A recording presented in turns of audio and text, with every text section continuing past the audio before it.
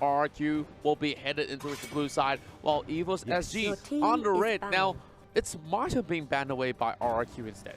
Yeah, I think RRQ definitely see the power of the Masha. team Don't is want to banned. deal with it because again, it pries your team a little bit too hard. Does a really good job at split pushing compared to like something like a Hayabusa.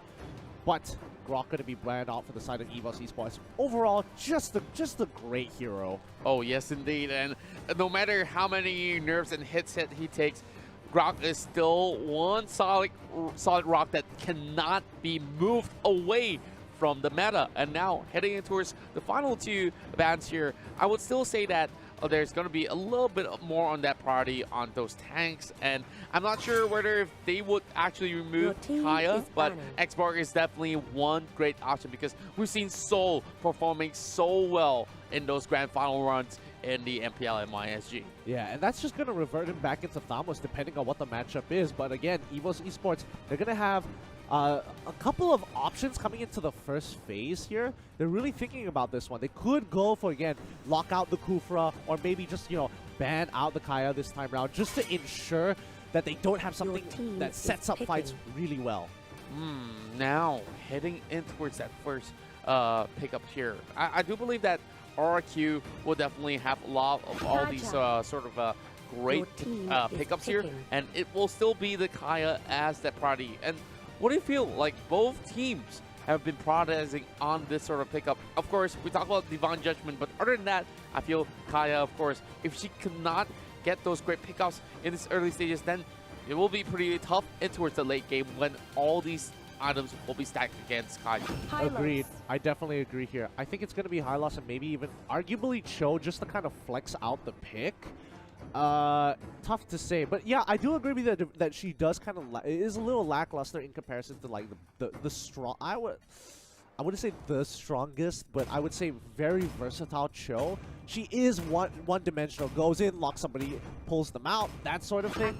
But again, I think it's tough to say. Ooh, instead of Cho, they're actually going for the Akai. It looks like they want to have a playmaker and a dedicated tank. That's right, and of course, the previous game we've already seen Hylos being banned away, and this time around, once it's being left open, they take any chances that they can get. So, two really solid frontliners already being secured. Now, RRQ's response, what are they going to go for? I don't really think that things like Mentor will even be in the picture because how easily it could be pushed away by the Hurricane Dance.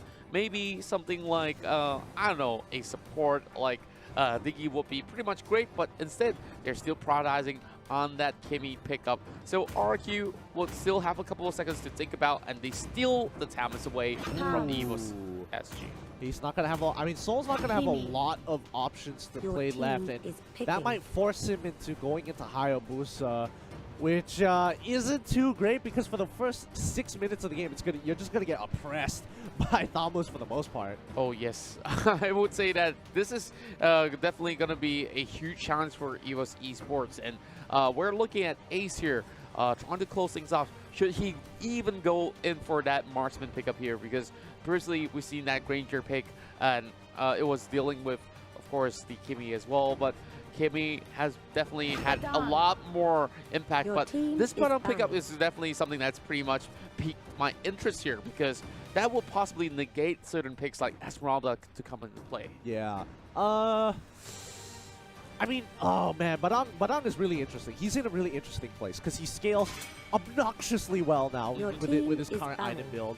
They fixed him and put him in a weird place where he kind of does a lot of things, but it's all solely dependent on how much of a lead he gets into the early game. Because again, he needs 2 items before he really pops off, and before then, his ultimate isn't going to be enough to one-shot somebody, but it's going to get real close. That's right, the Frisk Crack will possibly deal that sort of on-hit effect as well, so that's definitely something to actually look after if they were to actually commit in towards that sort of fight. So heading in towards mid to late game, that's where EVO Singapore definitely shines. But now, going in towards the very final band here, I'm not too sure what should they actually take out from RRQ side, but they will opt to actually remove Lolita as well. That sort of core tank still left available. Yep. More importantly, setting up for the Chang'e perfectly. Oh man, totally forgot about that as well. So Of course, it doesn't make sense for EVOS to still go in for that Lolita as well. Like, they've already got so many melee pickups right there. So if they were to actually take up more ranges, definitely would be perfect. Now, RRQ's turn for that fiery final 2 picks to complete the matchup. And I don't know, the boys from EVOS SG are looking a little bit more tense than usual.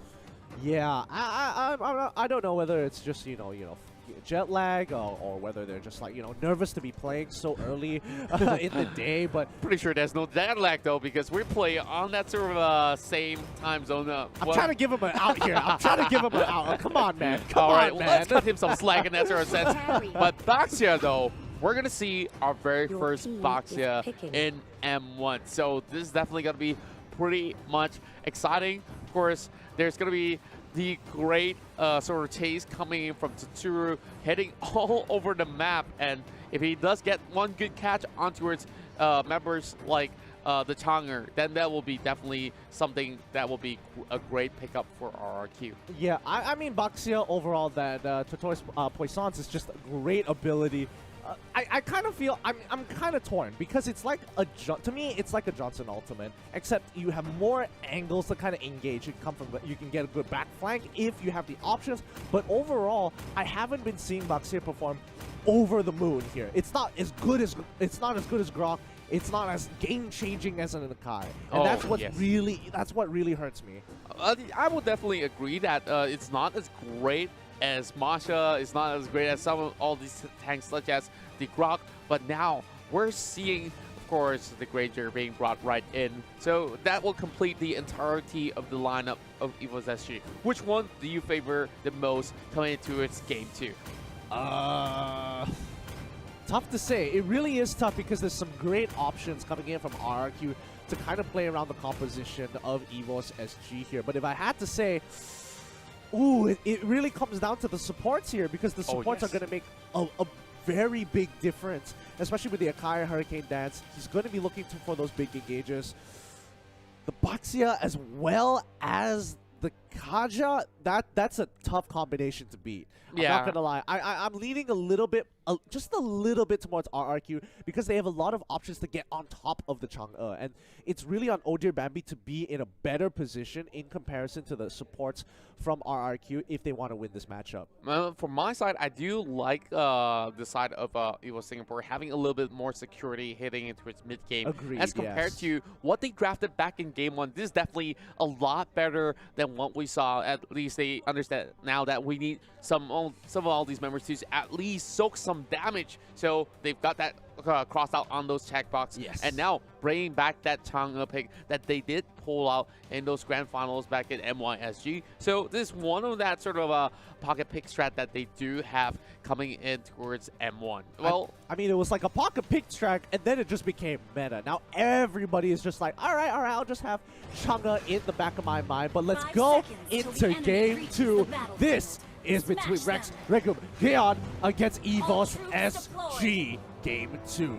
That's right, and if you haven't got yourself the tickets to MLBB M1 World Championship, it's happening on the weekends here in Asiat Arena, so make sure you guys grab it real quick with the promo codes being provided. Now, we're starting off with a 2 versus 2 over mid lane. Of course, top side, we're going to see a little bit of that tussle between Tuturu, Ace, as well as Potato.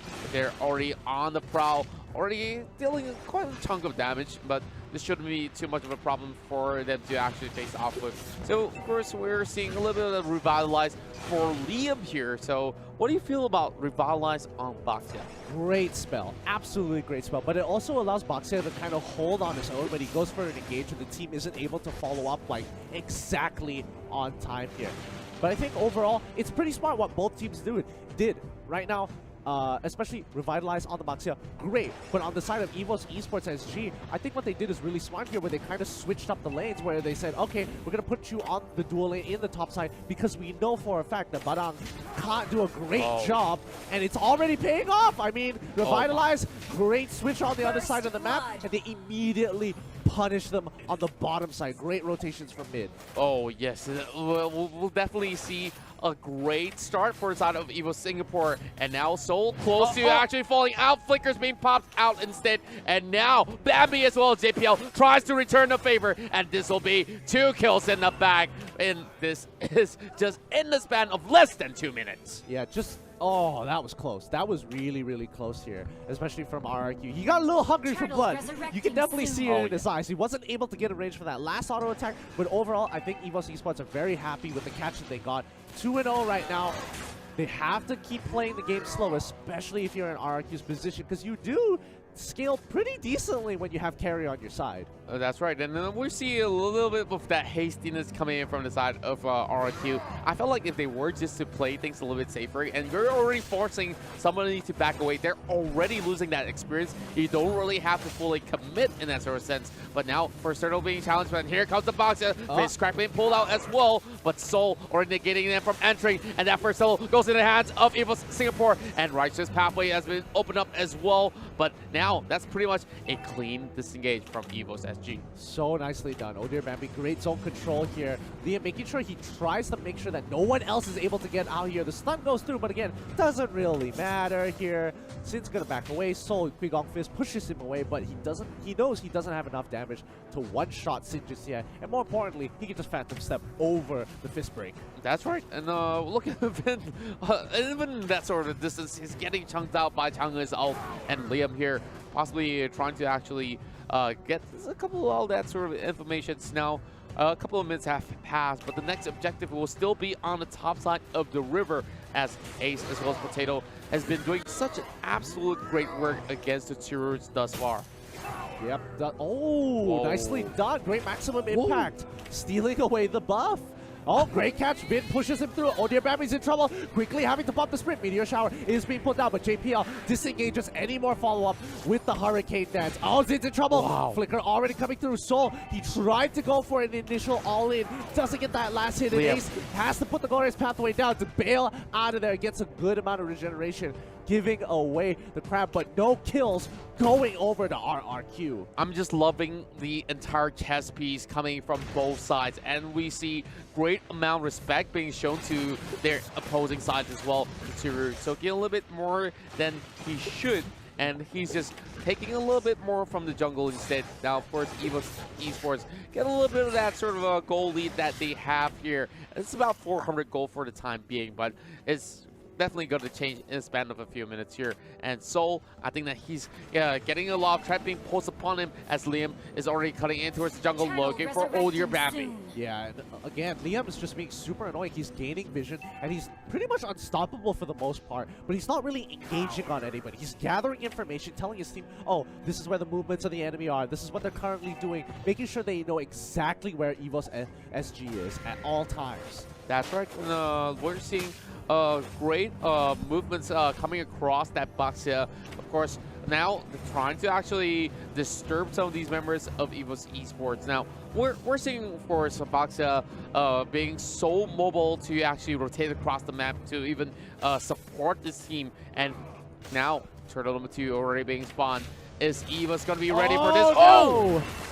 Ooh, locking him down. I mean, the double ultimate was a bit of an overkill, but you know, you want to make sure you secure it. Oh, Potato's in trouble. He gets caught out here, and Liam just ensures his death, cutting off his exits completely, as the rest of EVOS Esports are just a second tad bit behind. That's right, and for members on the top side here, let's have a look into it. It's a quick replay on how they managed to set this one up. And of course, we see Ace here opening up that Righteous Pathway a little bit way too late to actually join in the party as well.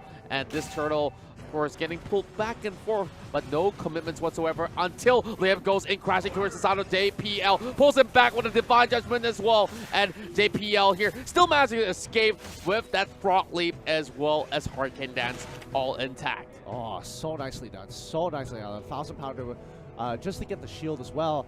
I mean, the rest of the team is just kind of holding on their own, and now Soul's in trouble. He has to recall out of there before they collapse on it. I think he should be able to get away here. No issues whatsoever. EVOS Esports controlling the top side, and despite having a two-kill lead, the gold is pretty even.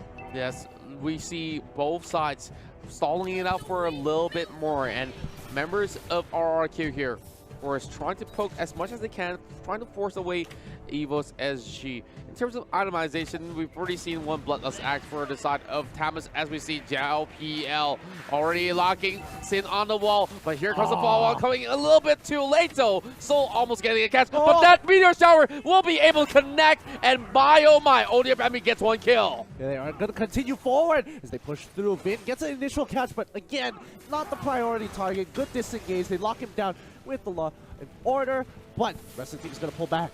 Oh my goodness me. It's Soul coming in with the Frizz Crack as well. Almost here now. Jago in the back and Dapiao going in with the flicker. But that's a huge blunder that we're seeing here. 3 members are low, but that should not even be made possible. Of course, EVOS Esports still looking for a dive, but there's no minutes going in. So this means that they can take the next best option, which will be the turtle. Yep, great punishment. They're going to wait for the next wave. They have Badong on the side lane, but let's look at the replay here because it was looking like, oh my goodness, what is going on? And all of a sudden, ODRBAMBI comes through. He gets his ultimate again and just completely cuts off the lane. It's like, yeah, I'm not going to let you walk back to your turret.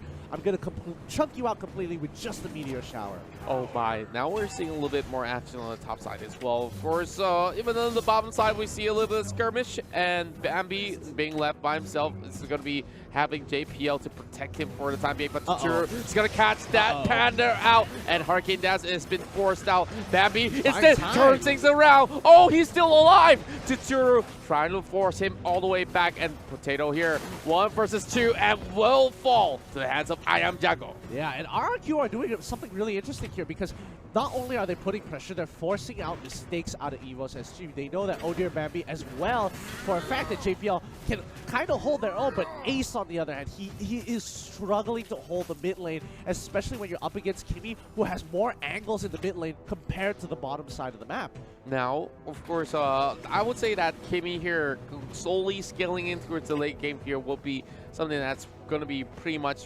vital for the side of RRQ, because this Kimmy is just going to get stronger and stronger as the game progresses. And heading in towards this minute right here, we're seeing so many of these objectives being leaning over the top side here, as RRQ has absolutely great control. But then again, look at EVOS here, still desperate for a catch, still trying to look for that opportunity, but Liam has been the bane of every sort of team fight that they get into. Yeah, I mean, Liam is basically just spotting out EVOS Esports wherever they are, making sure that they don't have angles, and he's more importantly cutting off rotation paths for EVOS Esports. Like, they have to take such a long detour to get to another lane. They can't just beeline it to the top side of the map or beeline it to the bottom side wherever they want to, because Boxia is just like, no, I'm not going to let you. Yep, not going to be able to actually give any sort of room for them to even pull the trigger. But speaking of pulling the trigger here, great sort of shots happening coming out from I Am Jago. And he hasn't really missed all too much of those maximum charge from the previous game all the way to now as well. Now, EVOS Esports, knowing that the Lord is up, but they're not really going to be fully committing in towards getting themselves in towards danger.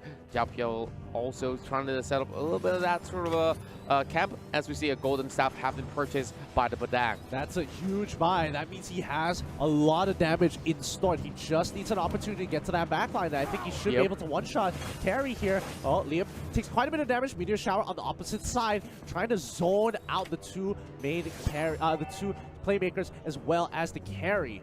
Wow. Now, I'm seeing a lot of all these turrets slowly falling off for the side of EVOS SG, and they don't really seem to be responding all too well, but they are sticking as a unit over the mid side here. And we see Ace being a really vital member to actually keep members of EVOS SG well in life in those team fights. Meteor Shower has been expended, trying to take down Liam. Not really going to be having all too much of the room to actually step further in towards the jungle, as Liam will be forcing them to back away as well. Yeah, and what used to be EVOS Esports having a good lead, RRQ have actually caught back up and surpassed them in gold. And this is kind of surprising because I would have expected by now EVOS SG would still be in the lead, even if it's by a little bit here. Oh, I would say that it's definitely not too high of a surprise, because they managed to secure the turtles and taking even more objectives than EVOS. So that means even more gold being funneled into the hands of RRQ, but Ace knows what's up. The Lord has been taken down to 50%, and EVOS, if they really want this Lord, they really gotta make a move. And now here comes the team fight as well, forcing it on to Turu. But Liam in the middle of it all, it won't be. Rice is going to open up. JPL opens up the Hurricane Dash, but will force them away. But Liam somehow is still alive. Demby forcing out the meteor shower as well, but none of these members of RRQ can even be bothered about that as they take down yet another tower. RRQ is just so smart. Like, Liam is able to tank so much with the Revitalize. He's holding back 4 members from the enemy team. And now they're going to go for another rotation. Oh, they already popped the Meteor Shower. They get the first initial kill, finally getting rid of the Boxer. He doesn't have Revitalize to kind of power through the damage. But now the rest of EVOS Esports, they've lost pretty much all their outer targets at this point, or leaving top tier 2 still standing. But for the most part, the inhibitors are going to be the next objective, and more importantly, Lord is going to be highly contested. And we see the carry was attempting on the Lord for a little bit in the sort of the early game, but now it's going to be a little bit of that push and pull between EVOS as well as RRQ. Now they're taking it pretty low. Are they actually forcing this one out? The Lord not getting up in the air. Satur goes with the Chris Cack, and my goodness me, EVOS are getting pummeled down. And Sin going for the chase as well. There's still all 5 members left in 10. Maximum charge over on Potato as well as JPL almost heading out of the game, but now this is the best opportunity for RRQ to close things out.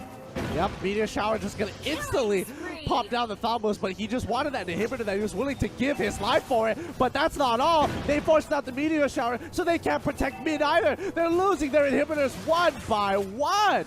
I just love the macro game coming from RRQ. Look at how well they just control every single lane, and they knew what to do. They don't really care whether they have the Lord or not, but they know if they do force the fight, they will get the advantage that they are looking for. Of course, we're going to see a little bit of that sort of replay, of course, brought to you by U-Mobile. Yeah, oh my gosh. Just the Lord fight in general, it was looking so good until they realized that their priority target, IamJungle, didn't get caught into that fist crack. He uses the chemical refinement, gets out of there, and just chunks out the rest of the team. Yeah, it's going to be pretty much difficult for even EVOS to actually come back into the game, only having 1 tower as well as the Lord already marching in. Bambi being forced to use the Meteor Shower to even take down the health, but RRQ, of course, still needs those minions to come right in. Now, JPL, though he is that tanky archetype, but he's still level 12. He couldn't possibly do all too much, especially when you have too many of these members in the front line with that flicker as well as Divine Judgment, pulling them back as well. That's the first kill, as well as the killing spree for Vin. But now look at Tetsuro go. Oh, that's a big blow. And instead of getting those kills, they want to secure the game. And game 2 will also be in the hands of RRQ 2 in a row. What a strong performance coming in from RRQ there. Like, honestly, what is there left to say? The early game was going pretty good for EVOS. A couple of pickoffs here and there, and it was like, oh, that's great. This is looking good. They're coming back to form, and all of a sudden, RRQ play from behind, and that shows a lot of experience from the team on how to actually deal with EVOS Esports, even when they are just slightly behind. That's right, and I think some of these hiccups actually were caused by that sort of a team fight that they had in those objectives, such as the Turtle fight as well as that Lord fight, where we saw that was the final nail to the coffin right there for game 2, of course, but there's still chance in game 3. Now, let's have a look in towards the post-match results as we see, of course, Bambi dealing a whole lot of damage, but that was not enough to bring them that sort of game. But IamJungle this time around will be the MVP for the matchup. Yeah. Honestly, even though IamJungle is the MVP, you kind of have to give it to Liam there. He has done a lot of work for the team, and that's it's really interesting because what RRQ did differently, and you don't see in a lot of teams, especially from different regions, they played a very positional macro game. And MLBB isn't exactly the most macro of macro games. It's very linear in a lot of senses, but they showed that you can actually play that to a higher level. Great catches, great split-second decision-making that allowed the team to kind of take the objective super easy. Yeah, and Liam, the best part of all is that though he was also moving across the map, when he commits into that team fight, they've made sure that he is put into great effect, stalling things out, tanking 3 members at the very least. Of course, let's have a look into some of the replays that we have. Early game,